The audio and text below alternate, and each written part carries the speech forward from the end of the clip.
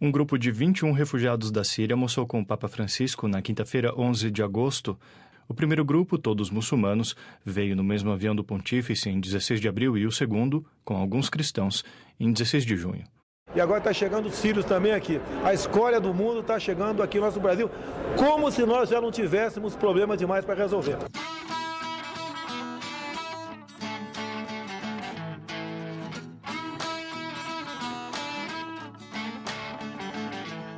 Como disse o Papa Francisco na última exortação apostólica dele lá, a Gaudete Exultate, que por sinal está sensacional, como tudo que ele escreve, muito fácil, muito agradável a leitura, recomendo para todo mundo. Tem no site do Vaticano, vou deixar o link aqui, então é só passar na livraria católica, deve custar uns R$10 mais ou menos. Mas ele disse ali que tão importante quanto falar sobre assuntos de bioética e se preocupar com isso, é falar sobre assuntos sociais, como por exemplo a questão dos refugiados. O venezuelano, o primeiro que faz quando chega no exterior, o primeiro que faz é jogar foto com a comida, porque ela não tem. Con el sueldo de una semana yo podía comprarme ropa, zapatos, hacia mercado para mi mamá. Y realmente ahora el sueldo lo que alcanza es para comer solo un día. Comes un día y el otro día estás pensando qué va a comer mi hijo mañana. O Papa é muito direto em relação a isso. Eu vou ler o que ele diz. Muitas vezes ouve-se dizer que, face ao relativismo e aos limites do mundo atual, seria um tema marginal, por exemplo, a situação dos migrantes. Alguns católicos afirmam que é um tema secundário relativamente aos temas sérios da bioética. Que fale-se um político preocupado com seus sucessos, talvez se possa chegar a compreender, mas não um cristão cuja única atitude condigna é colocar-se na pele do irmão que arrisca a vida para dar um futuro aos seus filhos. Hoje o Brasil tem fronteiras abertas e políticas para os migrantes. O senhor colocaria restrições, proibições? Sim, tem que ter restrição, sim. Poderemos nós reconhecer que é precisamente isto o que nos exige Jesus quando ele diz que a ele mesmo recebemos em cada forasteiro, naquela passagem, tive sede e me deste de comer, era estrangeiro e me acolheste. Ele cita outras passagens, por exemplo, em Levítico, que fala: o estrangeiro que reside convosco será tratado como um dos vossos compatriotas e amá-lo-ás como a ti mesmo, porque fostes estrangeiro na terra do Egito. Então isso aí, inclusive, dos evangélicos também que gostam de citações bíblicas. E tem um fato que a gente tem que lembrar, que a própria Sagrada Família, Jesus, Maria e José, eles fugiram da terra deles, foram se abrigar no Egito para fugir da perseguição de Herodes.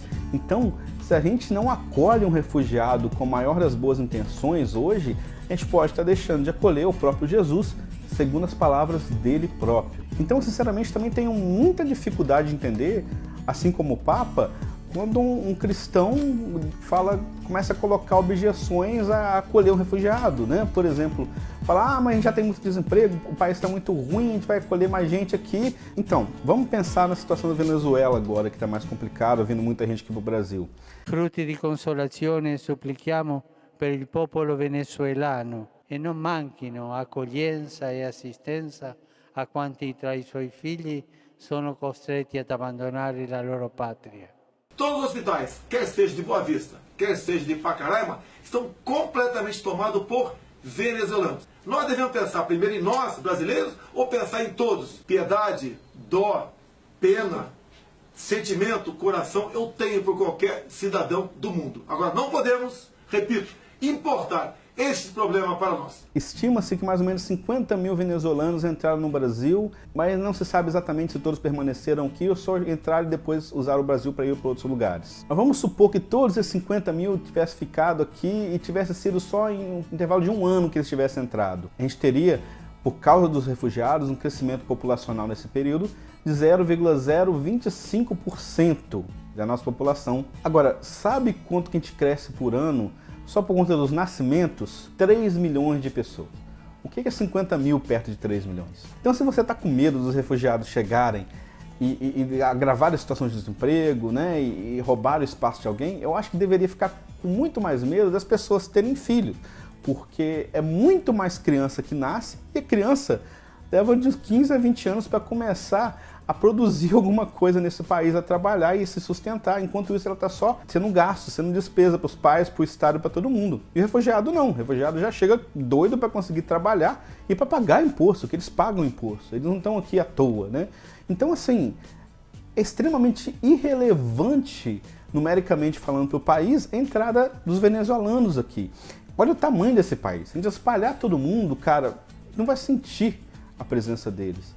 E detalhe, nesse país aqui, quem não é imigrante é índio. A gente foi formado por imigrantes, muitos deles refugiados. Mas o Brasil é feito de imigrantes, deputado. E a tua casa? Então, beleza, se o Brasil é feito de imigrante, a tua casa é feita de imigrante. Vou dormir hoje na tua casa, ok? Então eu acho um pouco difícil entender, assim, porque a gente tem tanto medo dos refugiados virem para cá, a não ser que você tenha um pensamento mais ou menos como desse pré-candidato à presidência aí. Eu acho que, não sei qual a adesão dos comandantes, mas caso eles venham reduzir o efetivo, é menos gente na rua para fazer frente aos marginais do MST, que são engordados agora por senegaleses, haitianos, iranianos, bolivianos e tudo que é escória do mundo, né? E agora está chegando os sírios também aqui. A escória do mundo está chegando aqui no nosso Brasil, como se nós já não tivéssemos problemas demais para resolver. Então, como alguém que acha que a sua bisavó, no caso a minha bisavó, não foi escória do mundo, eu acho que esse homem, como alguém que quer ser candidato à presidência da República, e as pessoas que têm intenção de votar nele, tem que cobrar umas declarações melhores dele a respeito de muitos assuntos. Sobre esse assunto, ele tentou se explicar e vamos ver o que ele tentou falar. O norte da África vive atualmente uma situação político-terrorista. O termo é exatamente esse. Onde gente de tudo quanto é origem e credo está saindo daquela região que transformou-se na antessala do inferno. Então, Bolsonaro, no vídeo você está falando da Síria, e a Síria não fica no norte da África. Mas enfim, geografia é uma ciência humana, a gente sabe que você não gosta muito de ciências humanas, então deixa isso para lá, vamos continuar. A presidente Dilma Rousseff, há poucos dias, declarou no Jornal de São Paulo, onde ela claramente se mostrava de braços abertos para sírios adentrar no Brasil.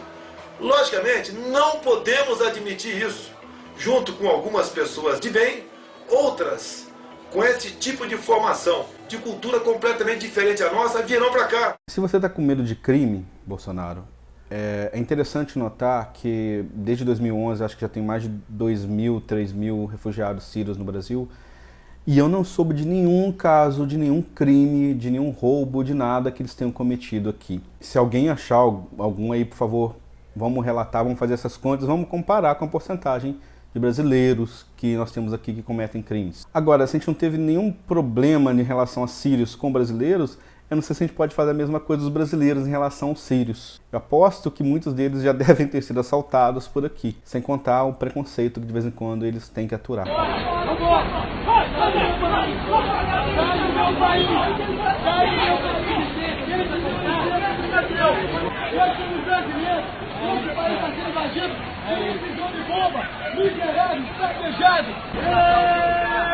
Eu sou brasileiro!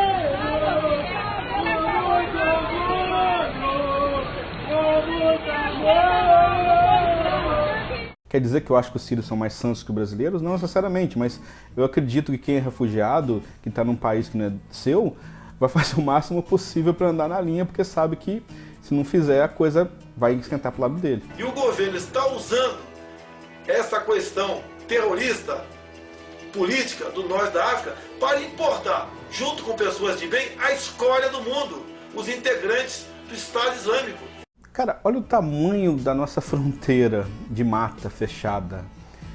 Olha como é fácil entrar no Brasil, ainda mais se um terrorista quiser entrar aqui, ele não vai precisar de carimbar um passaporte. E o passaporte brasileiro é a coisa mais fácil de arrumar em qualquer lugar, sabe? Ainda mais no Brasil, onde você não tem um biotipo fechado, qualquer um tem cara de brasileiro, você pode ter um terrorista do seu lado e não saber.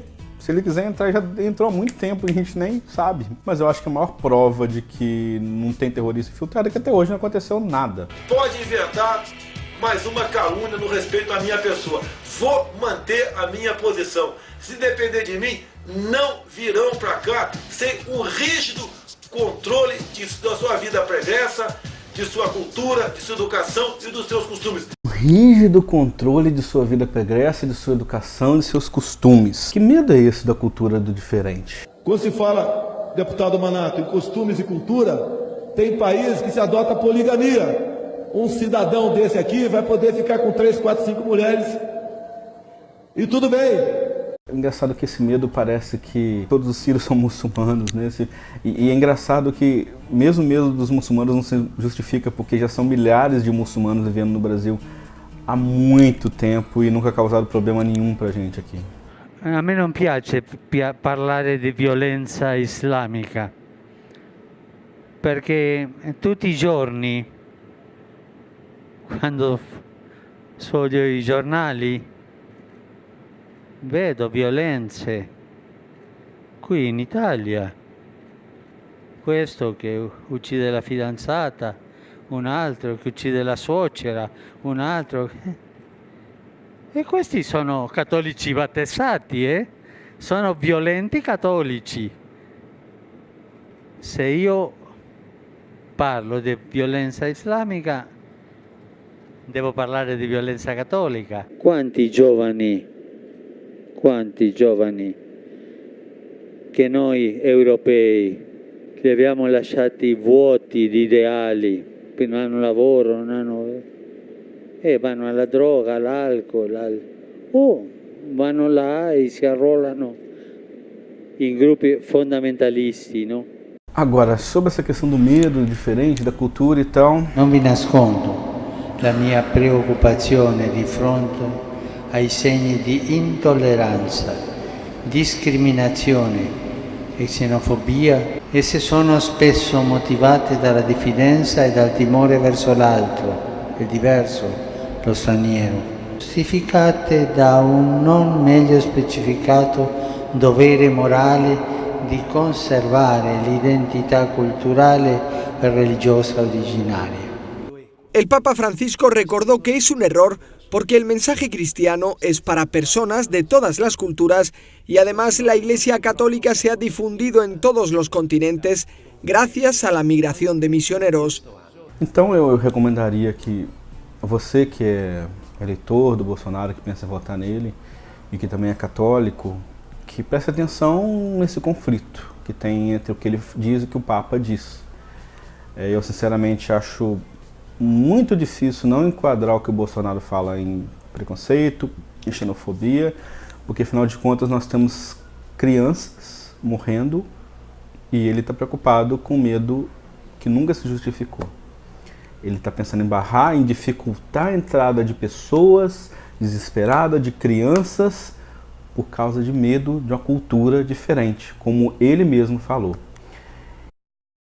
Nós somos humanos, pensamos no próximo, mas queremos importar todos esses problemas para o Brasil? Nós devemos pensar primeiro em nós, brasileiros, ou pensar em todos?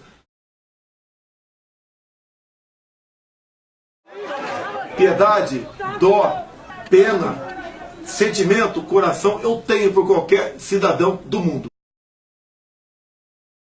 E agora está chegando os sírios também aqui. A escória do mundo está chegando aqui no nosso Brasil.